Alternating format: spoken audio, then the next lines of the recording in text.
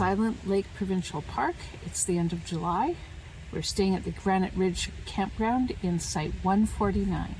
So we've been to Silent Lake before, but it's been a very long time. Yeah, pushing 20 years. Yeah, this was a Sunday to Thursday trip, and we've had a wonderful time. Now we know why we liked this park in the first place. We weren't sure. The predictions were that the weather was going to be pretty wet, sometimes very wet, and it turns out that most of that rain has given us a miss.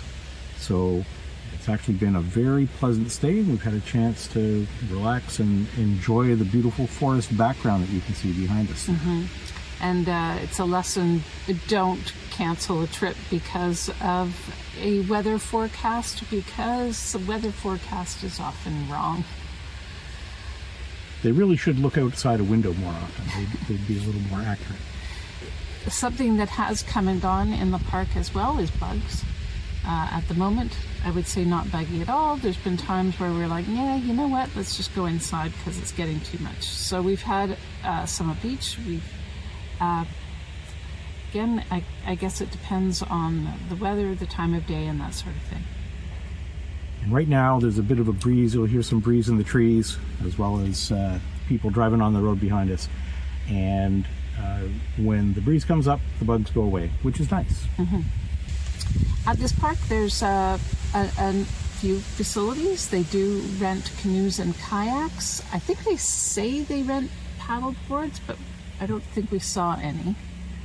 There is a park store as well at the main office. It's not a store that you would go to get any groceries. They have ice cream novelties and a lot of souvenirs, games, and it's quite well provided that way in terms of novelty things. Some very simple camping supplies.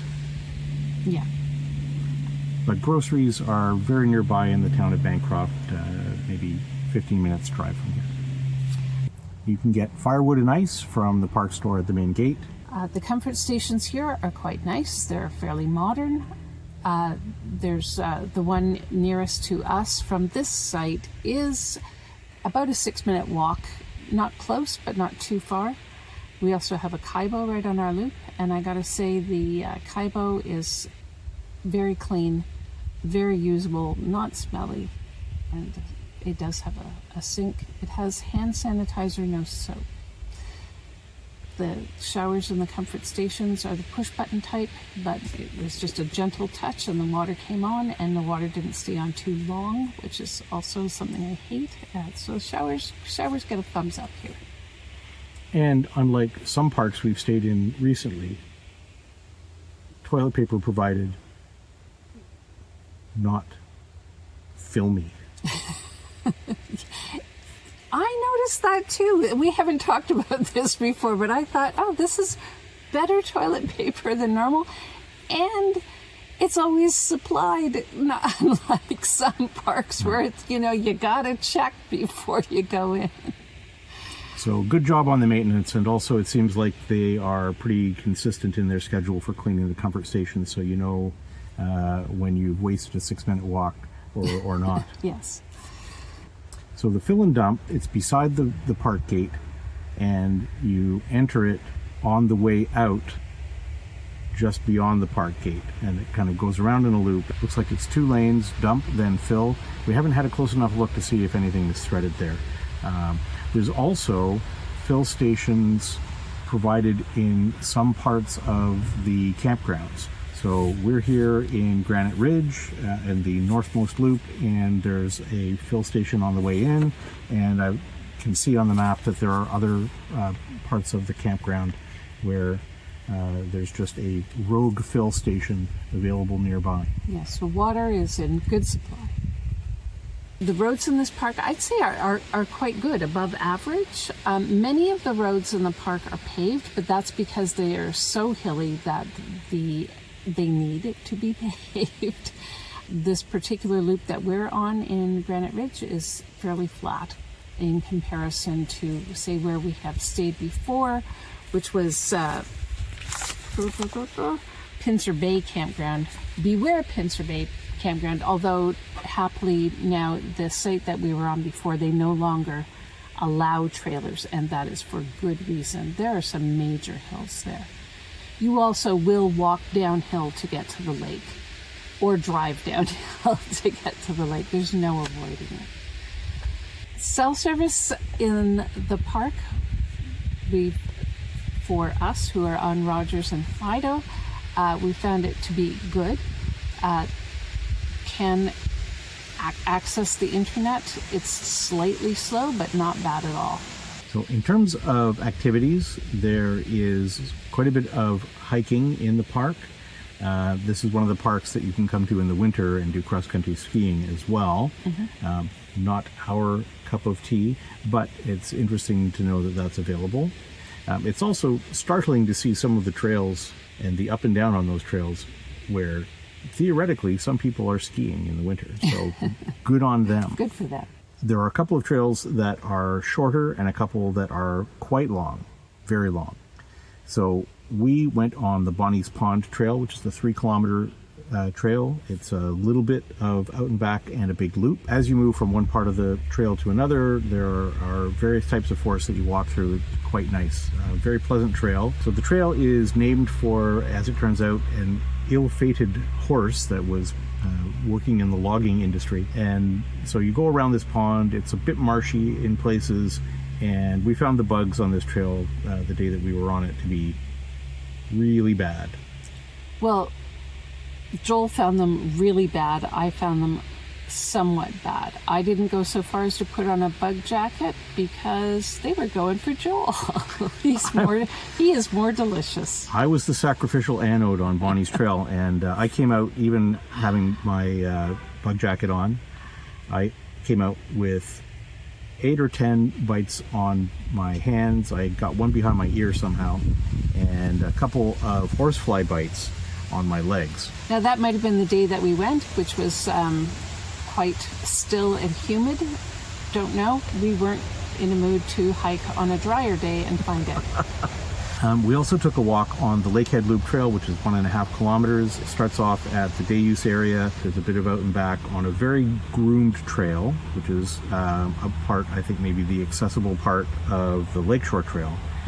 And then it splits off and goes off into the woods, and it's a beautiful walk in the woods. Fair bit of up and down. Definitely want to have your boots and walking stick or that part of the trail. Bugs present, but not horrifying on that trail. And then we also did a little bit of walking on a small part of the Lakeshore Trail that goes between campground areas. So there are 2 beaches. One is in the Pincer Bay campground, and you walk down a hill to get down to that. And then you can follow the Lakeshore Trail over to where it comes very close to the Granite Ridge campground, and then you can continue along from there over to the day use area, and all very nice. We didn't walk the whole Lakeshore Trail because it's 15 kilometers all the way around the outside of Silent Lake, and if you're feeling more ambitious than that, there is a mountain bike trail which is 17 kilometers that goes all around the perimeter of the park, and in fact even outside of the boundary of the park at one spot. We did work on parts of that, but that was partly because we got lost on the Bonnie's Pond Trail. So I would say something that I would note, if the park warden were to stroll by and say, "Hey, how you guys liking your stay?" I'd say, "We're loving this park," but you could be a little bit more generous with the trail markers in some places. There were a couple of places, particularly on the Bonnie's Pond Trail, where we had difficulty following where we should have gone. Paddling, we did not actually rent a canoe here. Paddling would be around the lake, which is fine, but we didn't do it. There is no visitor center in the park, and they do have signs up about you can get some discovery kits from the park office, things for kids to do, but not much here in the way of discovery. The swimming here, I would say, is great. I did go for a swim at the Pincer Bay Beach, which is the campers beach. I like it because you have your choice of sand or rocks. There's in fact even park benches installed on some of the rocks. and the water is clear and warm. The bottom is sandy. It's very nice. There's also a day-use beach, which we did take a look at, and it also seemed very nice, but and the view is beautiful, but you don't have the option to swim off of rocks at the day-use beach. It was a very sandy beach, and when we were there, it was very freshly groomed. Yeah. On the day that we thought we were going to be rained out, we went into Bancroft and we did some things there. So one of the things that we did is we went to the Bancroft Brewing Company, which is a brew pub, and we sampled some of their beer. And in fact, we ended up going back there for dinner later in the day. We had a different plan, but that was foiled. So we had thought we would go all the way back to Apsley, which is about half an hour the other way, and visit the Swiss Bear, which is short for Swiss Barely Open. And we've been to the Swiss Bear before in long ago years, and they're basically a schnitzel house. And, we enjoy that kind of thing. But if you plan to go to Swiss Bear, watch the hours. There are many days that they are closed or have restricted hours. So we ended up back in Bancroft at the Bancroft Brewing Company, where we had some food, and the food was decent. The service was very friendly. I would say they seemed a little overworked. Yeah, and if you go, be prepared for whatever you want being already sold out. I gather this wasn't just our experience. It's judging from online reviews. This is de rigueur. So just go with a laid-back attitude and you'll be fine. There were some other places that we dropped in Bancroft. We stopped in at Alice's Pantry, which is sort of like small town bulk barn, but they also make hot meals, which was kind of interesting. Yeah, for taking home or for the freezer. So, and apparently it's quite a favorite with the locals. And also in town, we went to visit the North Hastings Heritage Museum, which is a nice little museum. They've got just absolutely crammed with all kinds of stuff from around the area and stories that you can read about. Have a nice chat with the friendly staff. Mm-hmm. It was quite good. And there are other things around besides. So just next door to the Heritage Museum, they also have the Bancroft Gem and Mineral Museum, so you can check that out. And the which we haven't done yet. Which we haven't done, but that would be something to do on a future trip.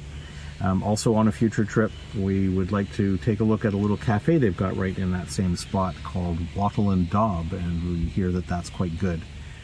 Yep, and again, watch the hours because they're not open all the time. And of course, one of the big attractions in Bancroft is the Kawartha Dairy, where you can go any day of the week until quite a decent hour and get a monstrous amount of ice cream for not very much money. Yeah, pro tip, order the baby size. They have baby, they have small, and they have large. The large size, I think, is just like a 1.5 liter tub. And, if that's not enough for you, you can get the 12-liter tub. The baby size I would describe as a normal 2 to 3 scoop size. Yeah. Baby is the size that anyone other than a teenager would want to eat. Small is already absurdly large. Yeah. Something else we didn't get to try was Jack's Meat Shop and U-Haul rentals. We were planning on getting some steak there, but since our steak night kind of got rained out, that's when we decided to eat out instead. But Jack's Meat Shop is very well reviewed. Yeah, and other things in the area that I have spec'd out for the future, just north of Bancroft is a place called Eagle's Nest Lookout. So there's apparently some really nice trails there, easy level, and leading to a lookout platform perched over a rock that gives you quite a panoramic view of the area. So that's something to keep in mind for a future camping trip. And because we weren't rained out, we actually had a chance to get a nice campfire in, and happily, a stiff breeze going in the right direction led to a roaring campfire and not too much smoke being blown back in our faces. So that was fun. Yeah, it was really nice. The site that we're on, site number 149, is quite a nice site. So like the whole park, everything is very up and down. Even our loop, which is relatively flat, has a lot of up and down. The campsite, you can tell, has been built up to make a bit of a pad. And I would say that's true of just about every site in the park. Even so, there's slight pad slope, not terrible. If you're looking for sites in the park, be very careful about pad slope, I would say, more than anything else. Size a little bit. The privacy has been great. We can see our neighbors, but they're a good way away. You can hear that we're quite close to the camp road where we are.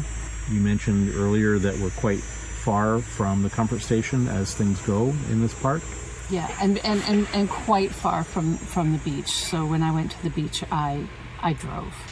I think it's fair to say this might be the second best site in the park. So we're quite happy to land on this one. We didn't book very early on. It's turned out to be a great site. There is one other site a few over from us, site 153, which I think might be the best site in the park. So the next time we come here, we're going to try to book that site. Yeah. The difference between that site and this one is it's just a little bit closer to the comfort station. That's one plus. It's just a little bit further away from the main park road. That's another plus. And it does have a spectacular view overlooking a little bit of a valley between where we are in this campground and the next part of the campground over. Beautiful. So overall, I certainly would come to this park again. Like it here. Beautiful park. Terrific. There are things to do in the area if the weather turns out not to be as good as it turned out for us this trip. And so there it is, Silent Lake Provincial Park.